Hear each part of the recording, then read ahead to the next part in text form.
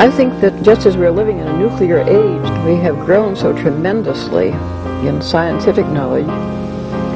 It doesn't seem too much to say that men can begin to awaken to the fact that they haven't grown enough spiritually and haven't recognized their spiritual capacities.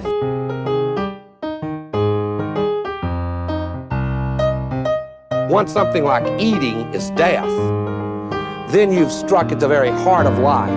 The enemy of the older radical theories may have been the ruling class, but today the stakes of whether we will reform ourselves into a new kind of human being, a new kind of society, whether we will find selves worth being, the stakes of it are simply life itself. I'm going to revisit this larger concept of dislocation at the end of this, but I just wanted to kind of put it here first so that you guys know why I'm even talking about this.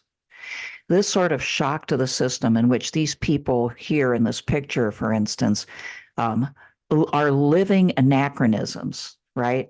They're trying to kind of hang on to an old way of life because they can't wrap their minds completely around a new way of life, but that new way of life is invading and it's changing and rattling everything. And some of them are going to lose their livelihoods and they're never going to be able to find another similar way of life. And they're going to be cast adrift and they're going to have to shift and make up for their deficits constantly. Nothing's going to be the same once they finally get basically ejected from their positions. And there's, of course, a sort of, I don't know, a kind of equality that happens as a result, a sort of equality of vulnerability to a certain extent. But, of course, these folks would start off with a lot less advantage, a lot fewer advantages. And so in the money hierarchy, probably would never have a chance to catch up, but they are considered legally equal in their opportunity. Anyway, you know, dislocation comes in many forms. Santosh's dislocation was partly economic. With his new work, it was partly physical, his new location and the new type of work in his body memory that he had to adjust to. It was partly psychological, as we see with the cultural disembedding, not being able to really identify with people who look like his own cultural heritage at a certain point. Having to try to find new sources of meaning and typically relying more on the interior than he was ever used to, trying to find it inside himself somehow, rather than sort of assuming a certain meaning given in his environment, in his cultural environment. We have the emotional disenchantment, including a sort of weird inability to fully believe the spiritual beliefs of his past. Lack of ability to bond with people emotionally, and a sort almost an abandonment of the hope of bonding. And we have intellectual challenges with the constant learning, the constant assault to his senses, trying to catch up, trying to wrap his head around, you know, what's going on in this very new, changing, ever-changing environment. These are all challenges, not just for Santosh or for the fictional Downton Abbey crew, but for every single one of us pretty much all the time now, because the world has changed and we live in a world of constant change and dislocation in all of these respects. I just want to say a few more things about Santosh's experience because I think that we will be able to, yes, identify. This story is great because it just so like embodies the modern experience. Well, he's working now. He's left his boss, his previous Sahib, and he has taken shelter in this man's Indian restaurant. And he's given him a place to stay. You know, he says, you know, you can stay with me, you can eat my food, and I'll even pay you a little bit. And he adjusts to that as best he can, but he keeps having these weird, surreal experiences. Well, one day, a man from Bombay who he recognizes comes to the restaurant. And at first he's worried that, oh my gosh, like he will report back to my boss, because remember, Santosh just left without any sort of explanation. Or maybe he'll report to the government. There's this existential dread that comes over Santosh. But Priya, his restaurant boss, pushes him. He says, you need to go out there. You need to put on your best. He looks like an important customer. Go out there and ask what he wants, serve him. So he goes out and he finds that this man is not going to report him to anybody, is quite kind to him, and actually says, here's a tip, and he gives him, I think it was $1, which Santosh said would be like a huge sum in Bombay, and would have been like a great compliment.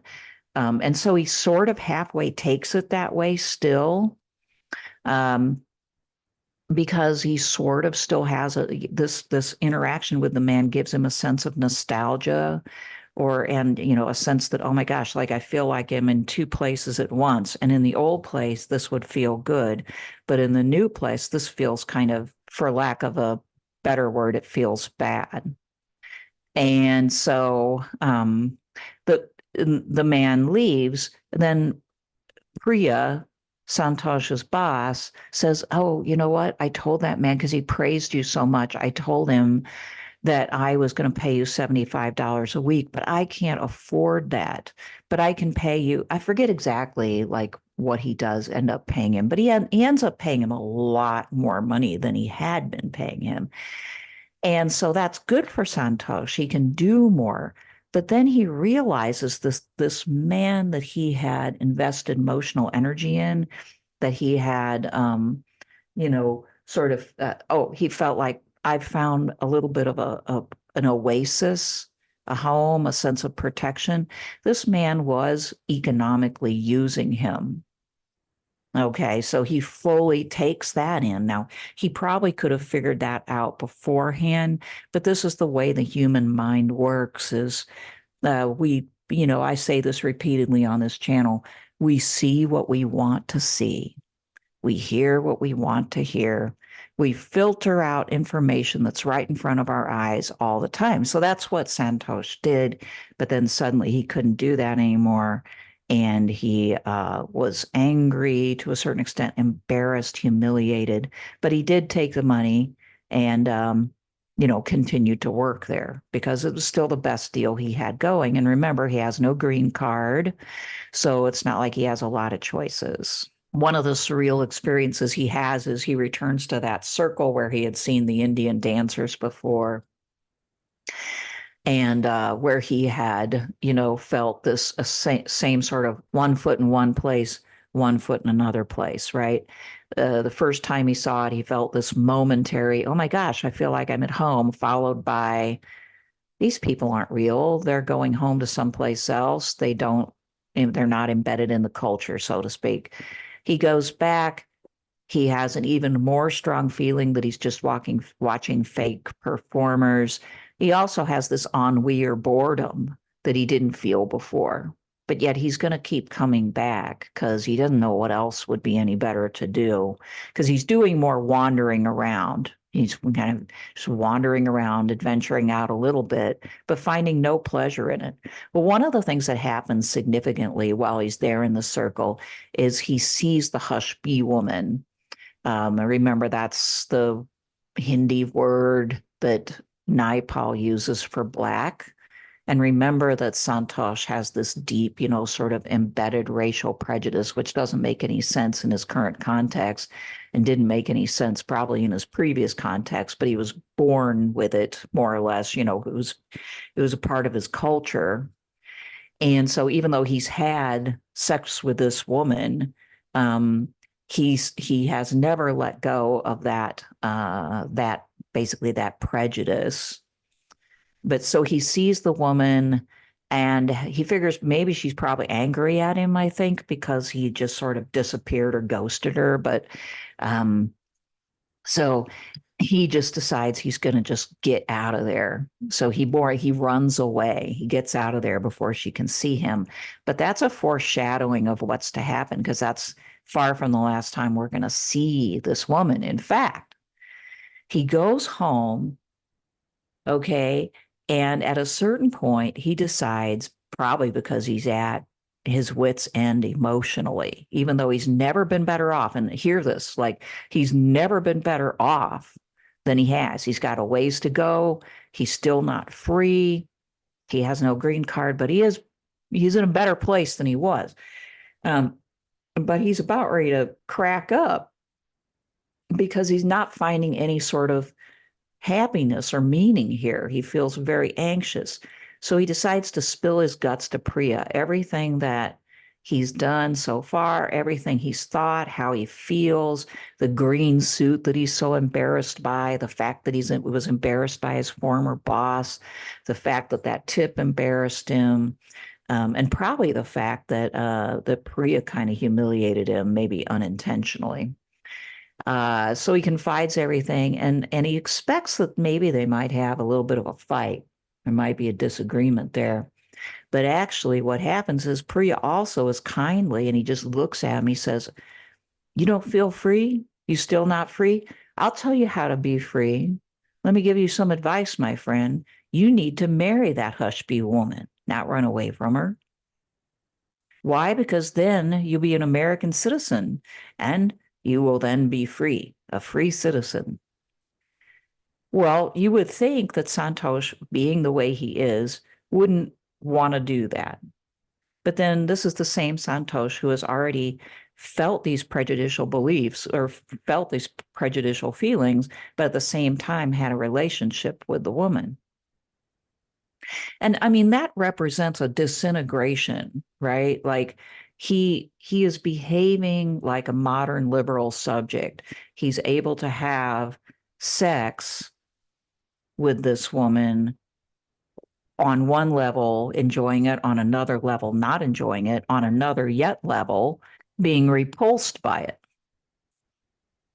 And yet, guess what he does?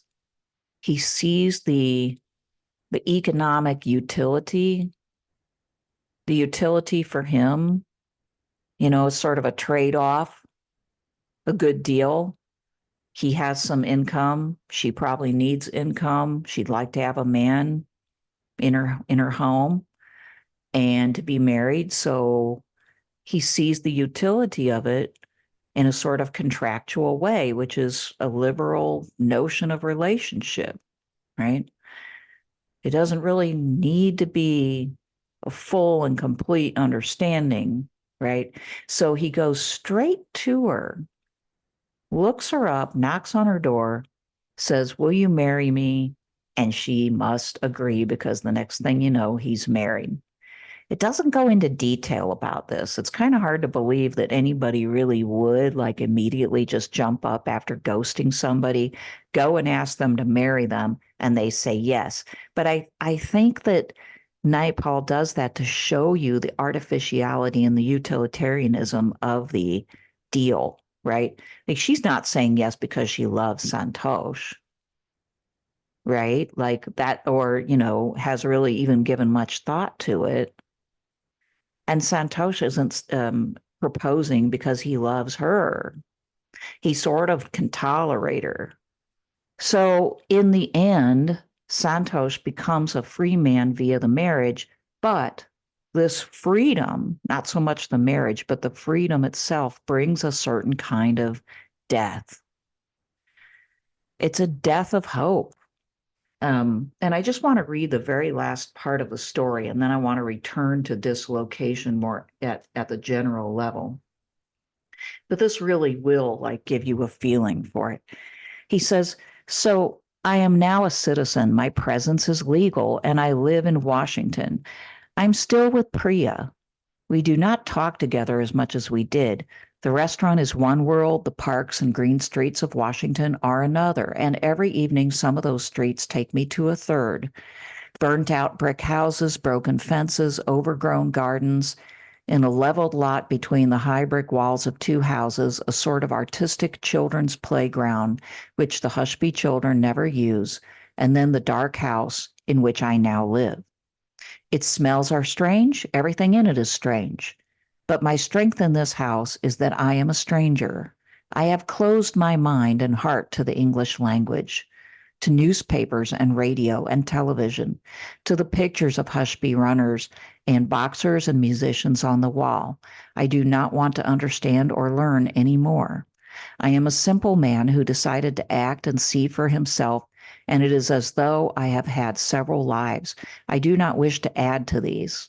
Some afternoons I walk to the circle with the fountain. I see the dancers, but they are separated from me as by a glass. Once, when there were rumors of new burnings, riots, someone scrawled in white paint on the pavement outside my house, "Soul Brother."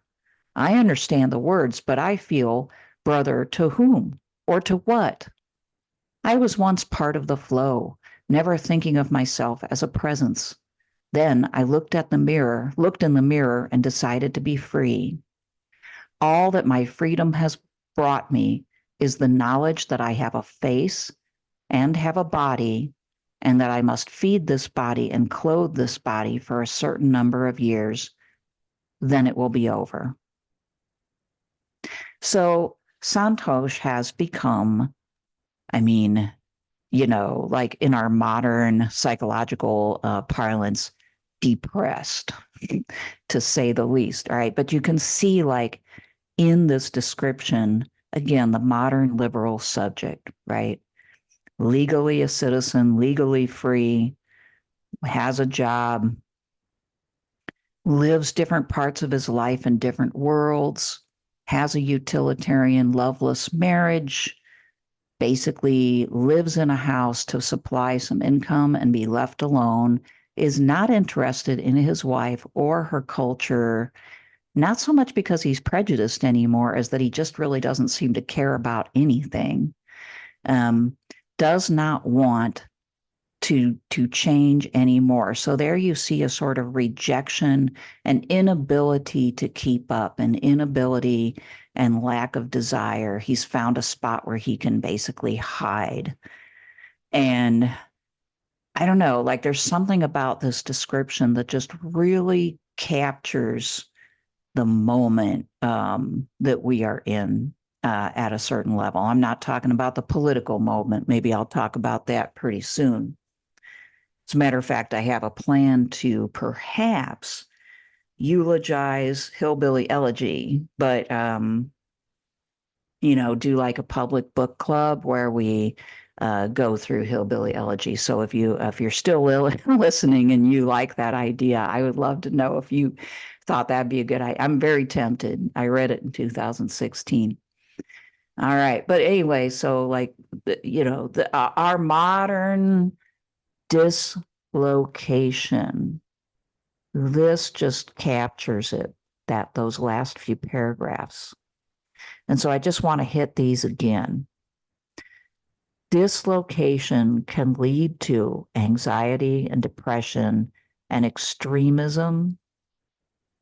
It can lead to abuse, all drug abuse, alcohol abuse, physical abuse, violence of all kinds, unhappiness, to say the least, okay?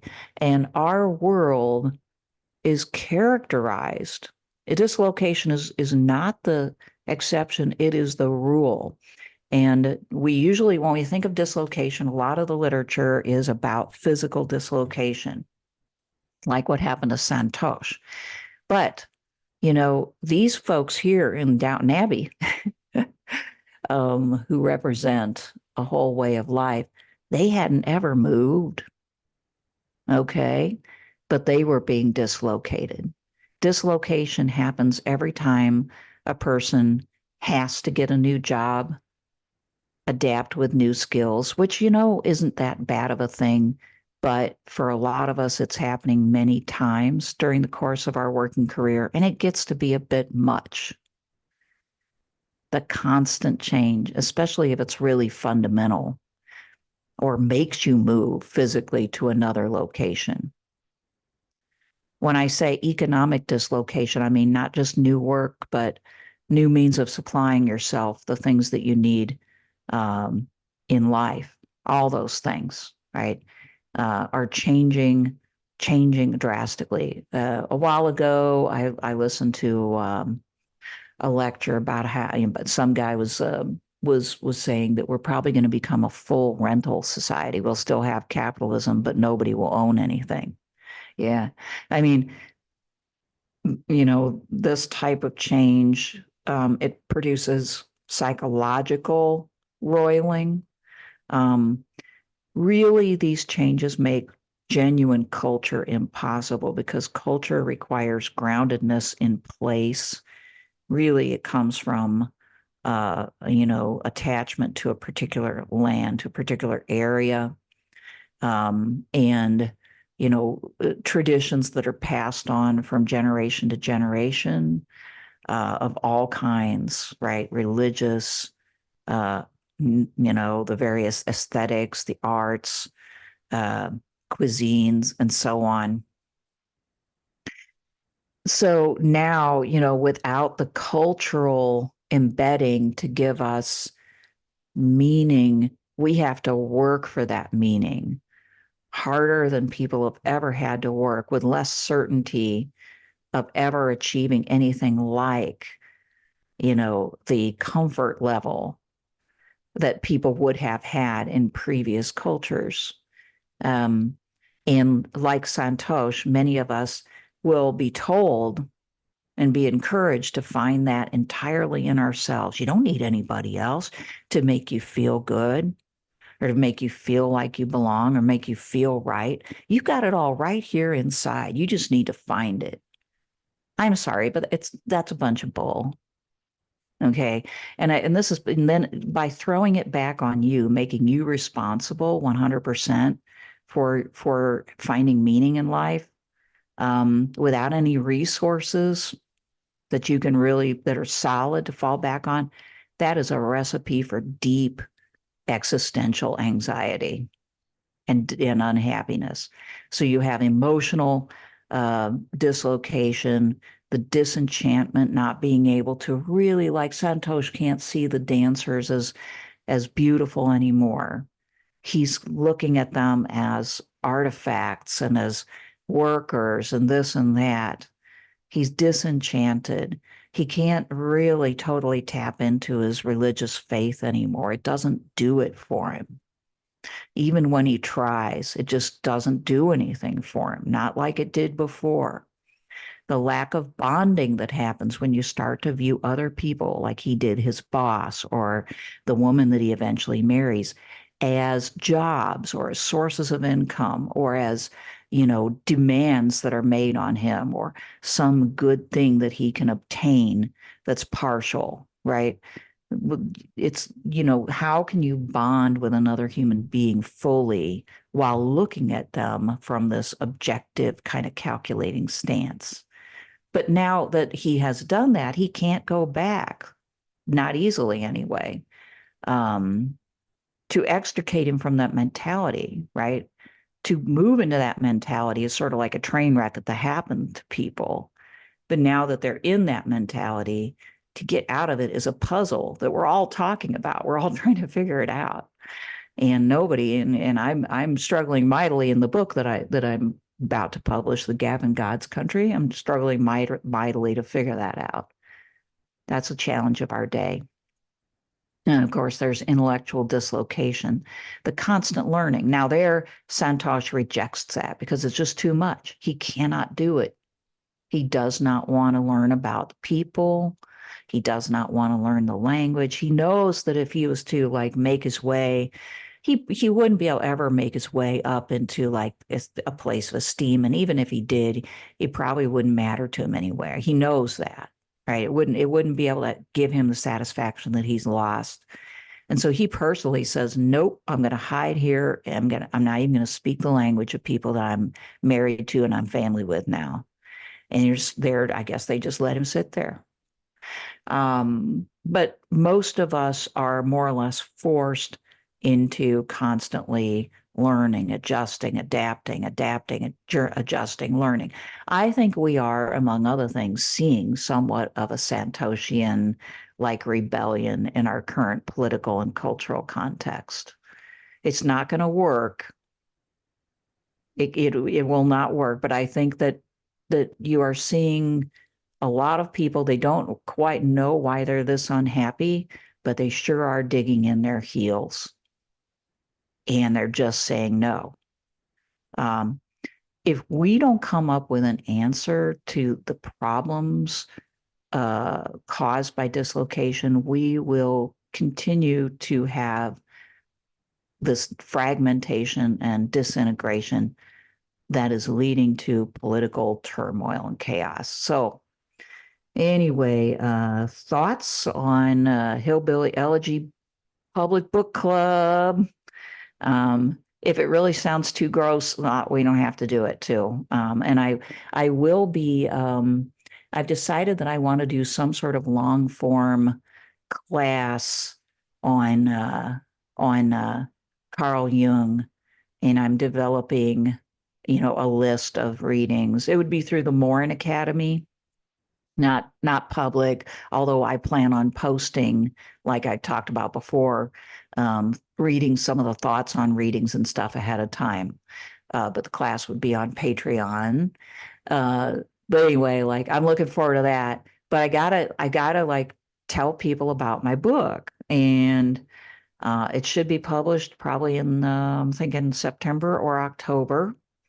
Don't know the exact date of publication yet, but I should know it soon. So I also will be doing a series of sessions, a sort of book club for my own book with Patreon supporters, and put a little bit of that out for the public as well. So yeah, like I have a lot going on, but I got to prioritize my book and get that message out. And well, I hope you enjoyed this series.